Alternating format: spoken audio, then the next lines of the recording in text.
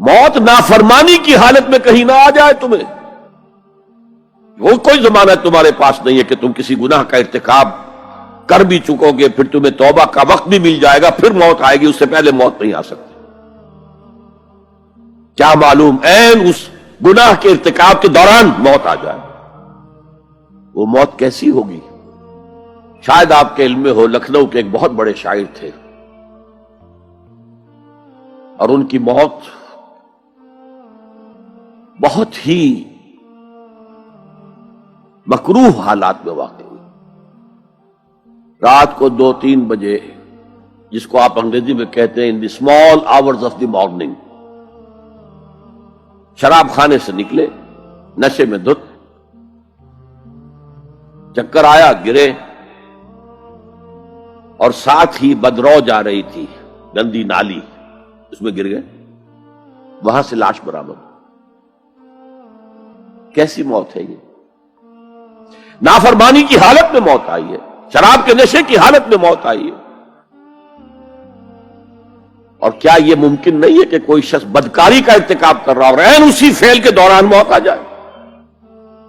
اچھا, اب اگر آپ نے طے کر دیا نہیں مروں گا مگر حالت فرما برداری میں, تو اس کی ایک ہی شکل ہے, کوئی لمحہ بھی نافرمانی میں بسر نہ ہو, مبادا اسی لمحے موت آ جائے.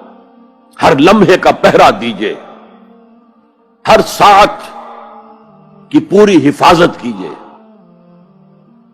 کہیں نافرمانی کا کوئی ارتکاب نہ ہو اور عین اس حالت میں کہیں موت نہ آ جائے. میں وہ حدیث آپ کو سنا چکا ہوں, لا یزنی الزانی حین یزنی وہو مومن. کوئی زانی حالت ایمان میں زنا نہیں کرتا, جب وہ زنا کر رہا ہوتا ایمان اس کے دل سے نکل کر اوپر سر پر منڈلاتا رہتا. کوئی چور حالت ایمان میں چوری نہیں کرتا, ولا یسرق السارق حین یسرق وہو مومن. کوئی شرابی حالت ایمان میں شراب نہیں پی سکتا, ولا یشرب الخمر حین یشرب وہو مومن. اگر ایمان بھی ہو دل میں اور یہ حرکات بھی ہو رہی ہو تو وہ ایمان 2 پیسے کا نہیں, 2 ٹکے کا نہیں. کیا اس ایمان کی قیمت ہے؟ کیا قدر و قیمت ہے اس کی؟ اب اگر عین اسی حالت کے اندر موت آ گئی تو یہ تو خلوع ایمان ہے, ایمان کا خالی ہو جانا ہے. یہ ہے وہ بات جو کہی گئی. اب یہ اسلام اور تقوی, ان دونوں کو یہاں نوٹ کر لیجئے. یا ایھا الذین آمنوا اتقوا اللہ حق تقاتہ ولا تموتن الا وانتم مسلمون. اے ایمان کے دعوے دارو, اللہ کا تقوی اختیار کرو جتنا کہ اس کے تقوی کا حق ہے, اور دیکھنا موت نہ آنے پائے مگر فرما برداری کی حالت میں. اب یہ اینٹیں اگر پختہ ہو گئی ہیں, ہم نے جہاد کے مختلف مراحل ان پر غور کیا تھا. پہلا مرحلہ کیا تھا؟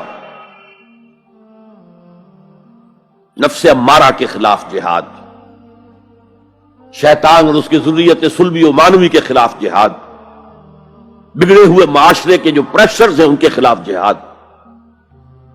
یہ 3 جہاد کر کے کما حق ہو فرض کیجئے کہ اب آپ تقوی اور فرما برداری کی روش پر راسخ ہو گئے, قائم ہو گئے. اب اگلا قدم کیا ہے؟ اب ان اینٹوں سے فصیل بنانی ہے. اینٹیں تو مضبوط ہو گئی, پوری طرح پٹ گئی, پختہ ہو گئی. وہ جو اقبال کہتا ہے کہ خام ہے جب تک تو ہے مٹی کا ایک انبار تو, اور پختہ ہو جائے تو ہے شمشیر بے زنہار تو. اور جس سے اکبر الہ آبادی نے بھی کہا ہے, اس سے بھی بہتر انداز میں کہا ہے, تو خاک میں مل اور آگ میں جل, جب خشت بنے تب کام چلے. ان خام دلوں کے عنصر پر بنیاد نہ رکھ, تعمیر نہ کر. اگر ساحل سمندر سے ریت لے کے گولا بنا لیں, وہ نم تو ہوتی ہے ریت, گولا بن جائے گا, پھر اسے شیشے پر بھی ماریں گے, شیشہ کھڑا رہے گا, ریت بکھر جائے گی.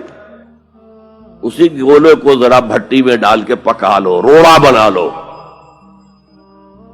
تو خاک میں مل اور آگ میں جل, جب خشت بنے, جب اینٹ بنو گے تب کام چلے.